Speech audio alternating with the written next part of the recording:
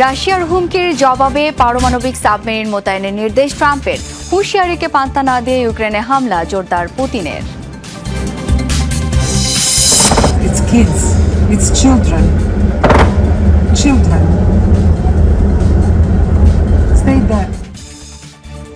গাজা ত্রাণ কেন্দ্রে ভয়াবহ ইসরায়েলি হামলার প্রমাণ পেল জাতিসংঘ।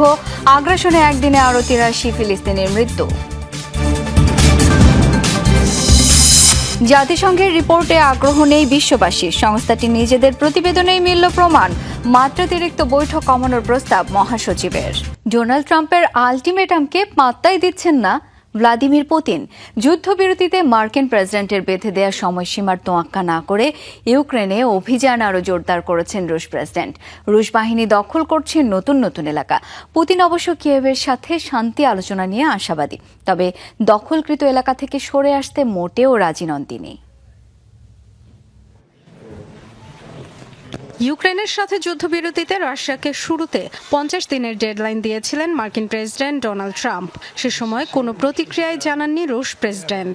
গত সপ্তাহে সময়সীমা কমিয়ে ১০-১২ দিনের মধ্যে যুদ্ধ বন্ধের আলটিমেটাম দেওয়া হয় পুতিনকে। এবারও অবশ্য থোড়াই কেয়ার করছেন তিনি,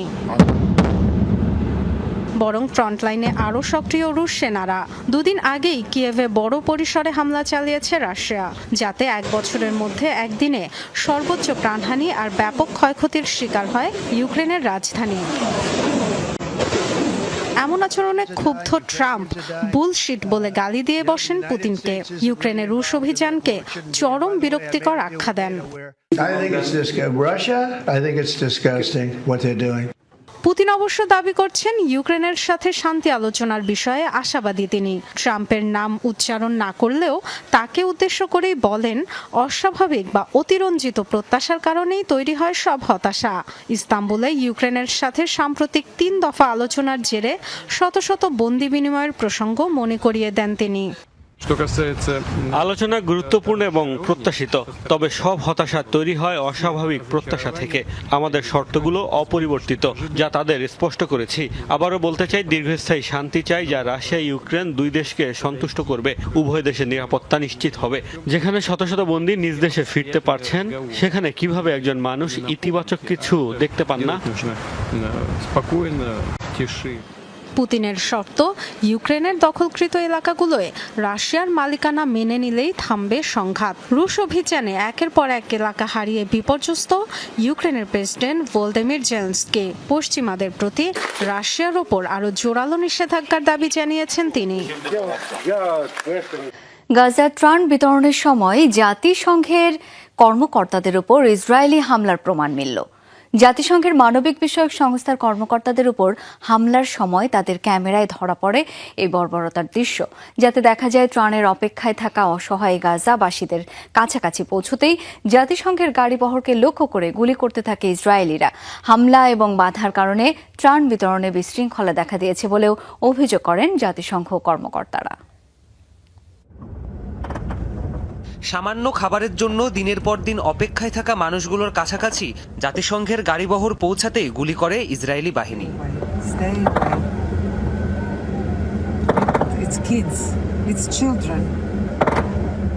ভয়ে আতঙ্কে জড়সড় হয়ে পড়েন ত্রাণপ্রার্থী অসহায় গাজার এসব মানুষ। ভয়াবহ এ দৃশ্য ধরা পড়ে জাতিসংঘের মানবিক বিষয়ক সংস্থা OCHA এর কর্মকর্তাদের ক্যামেরায়। কেরেম শালোম এলাকা থেকে ত্রাণ সংগ্রহ করতে যাই আমরা, কিন্তু বারবার ইসরায়েলি হামলার মুখে পড়ি আমরা।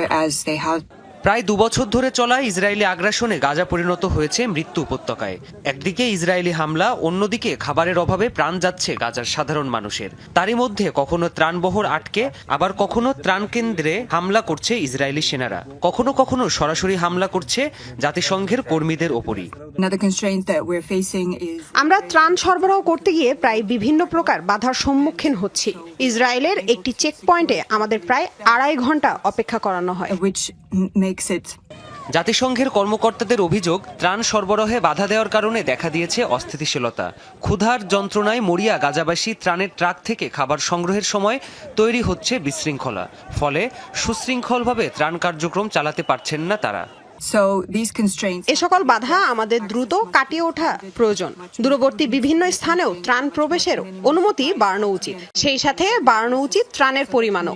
তবেই ত্রাণ কেন্দ্রগুলোর বিশৃঙ্খলা কাটিয়ে ওঠা সম্ভব। coming and that they will be গাজার স্বাস্থ্য মন্ত্রণালয়ের তথ্য মতে ক্ষুধাজনিত কারণে মৃত্যুর সংখ্যা বেড়েই চলেছে অঞ্চলটিতে। গেল কয়েক সপ্তাহে 88 জন শিশুসহ মারা গিয়েছে অন্তত 147 জন বাসিন্দা।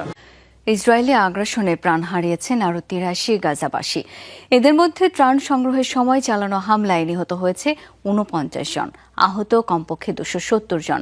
এদিকে অপুষ্টিতে ভুগে একদিনে মৃত্যু হয়েছে আরও 3 ফিলিস্তিনির, এদের মধ্যে 2 জনই শিশু। এই নিয়ে খাদ্যাভাব এবং অপুষ্টির কারণে প্রাণহানির সংখ্যা দাঁড়ালো 162 জনে, যার মধ্যে 92 জনই শিশু। গাজার স্বাস্থ্য মন্ত্রণালয় জানিয়েছে মারাত্মক খাদ্য সংকটে মৃত্যু ঝুঁকিতে রয়েছে উপত্যকার হাজার হাজার শিশু। গত মার্চে গাজায় ত্রাণ সরবরাহ সম্পূর্ণ বন্ধ করে দেয় ইসরায়েল। গেল মে মাসের শেষে শুরু হয় ইসরায়েল নিয়ন্ত্রিত সহায়তা কর্মসূচি। তখন থেকে নিয়মিত ত্রাণ সংগ্রহকারীদের উপর হামলা চালিয়ে যাচ্ছে ইহুদি সৈন্যরা। সম্প্রতি আন্তর্জাতিক মহলের চাপে গাজায় সীমিত পরিসরে ত্রাণ প্রবেশের অনুমতি দিয়েছে নেতানিয়াহু প্রশাসন। যুদ্ধবিরতি চুক্তি নিয়ে অনিশ্চয়তার মধ্যেই তুরস্ক সফরে গেলেন হামাস নেতারা। শুক্রবার ইস্তাম্বুলে যান ফিলিস্তিনি স্বাধীনতাকামী সংগঠনটির একটি প্রতিনিধি দল। হামাসের সোরা কাউন্সিল চেয়ারম্যান মোহাম্মদ দারুইশের নেতৃত্বে হামাস নেতারা বৈঠক করেন তুর্কি পররাষ্ট্রমন্ত্রী হাকান ফিদানের সাথে। এক বিবৃতিতে তুরস্কের পররাষ্ট্র মন্ত্রণালয় জানায়, বৈঠকে গাজার বর্তমান মানবেতর পরিস্থিতি ও যুদ্ধবিরতি ইস্যুতে আলোচনা হয়েছে।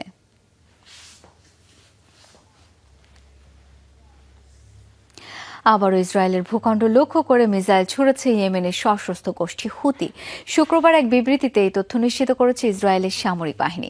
ক্ষেপণাস্ত্র হামলার জেরে জেরুজালেম সহ বিভিন্ন শহরে বেজে ওঠে সতর্কতা সাইরেন। যদিও হুতির হামলা সফলভাবে প্রতিহতের দাবি করেছে আইডিএফ, এতে কোনো ক্ষয়ক্ষতি কিংবা হতাহতের তথ্য পাওয়া যায়নি।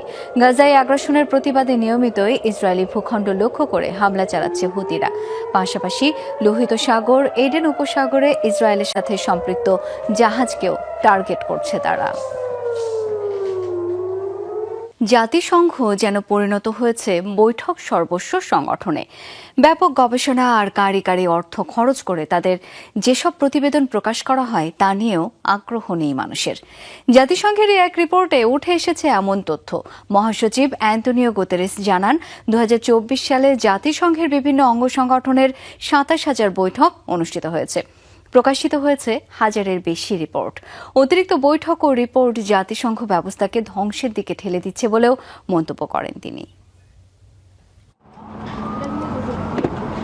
দ্বিতীয় বিশ্বযুদ্ধ পরবর্তী পরিস্থিতিতে বিশ্বজুড়ে নিরাপত্তা ও শান্তি প্রতিষ্ঠার লক্ষ্যে প্রতিষ্ঠিত হয়েছিল জাতিসংঘ।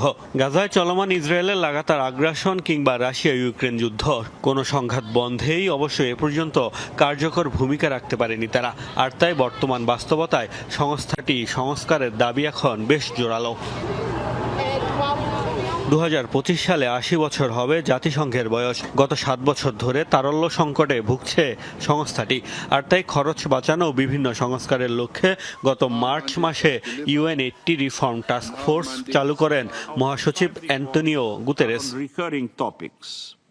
মহাসচিবের উদ্যোগে গঠিত এই টাস্ক ফোর্সের এক প্রতিবেদনে উঠে এলো মাত্রাতিরিক্ত বৈঠক অনুষ্ঠিত হয় জাতিসংঘে। 2024 সালে 240টি সংগঠনের 27,000 বৈঠকের সঙ্গে যুক্ত ছিল সংস্থাটি, যা 1990 সালের তুলনায় 20% বেশি। 1000-এর বেশি প্রতিবেদন প্রকাশ করা হলেও সেগুলো পড়ে দেখে না খুব বেশি মানুষ, এমন তথ্য উঠে এসেছে খোদ জাতিসংঘের রিপোর্টে। অতিরিক্ত বৈঠক আর প্রতিবেদন জাতিসংঘ ব্যবস্থাকে ধ্বংসের দিকে ঠেলে দিচ্ছে। গত বছর আমাদের 240 সংগঠন 27,000 বৈঠকের সাথে যুক্ত ছিল। আমাদের সচিবালয় একাই 1100 রিপোর্ট তৈরি করেছে, কিন্তু এই রিপোর্টগুলো ব্যাপকভাবে পঠিতও হয় না। প্রতিবেদনে বলা হয়েছে জাতিসংঘের শীর্ষ 5টি রিপোর্ট মাত্র 5,500 বারের মতো ডাউনলোড হয়েছে। এছাড়া প্রতি 5টির মধ্যে একটি ডাউনলোড করা হয়েছে 1000 বারেরও কম। মহাসচিবের দাবি, তাদের প্রকাশিত প্রতি 5টি প্রতিবেদনের মধ্যে 3টি হয় সাদৃশ্যপূর্ণ। জাতিসংঘকে আরো ভালোভাবে পরিচালিত করার জন্য আমরা একাধিক পরামর্শ প্রস্তাব করছি। তার মধ্যে রয়েছে কম সভা, কম প্রতিবেদনের মাধ্যমে যাতে ম্যান্ডেট পূরণ করা সম্ভব হয়, যাতে উপযুক্ত ফরম্যাটও আরো ভালো প্রতিবেদন তৈরি করা যায়। with tailored format. জাতিসংঘের প্রকাশিত এই রিপোর্ট নতুন করে সংস্থাটির কার্যকারিতাকে প্রশ্নের মুখে ফেলছে।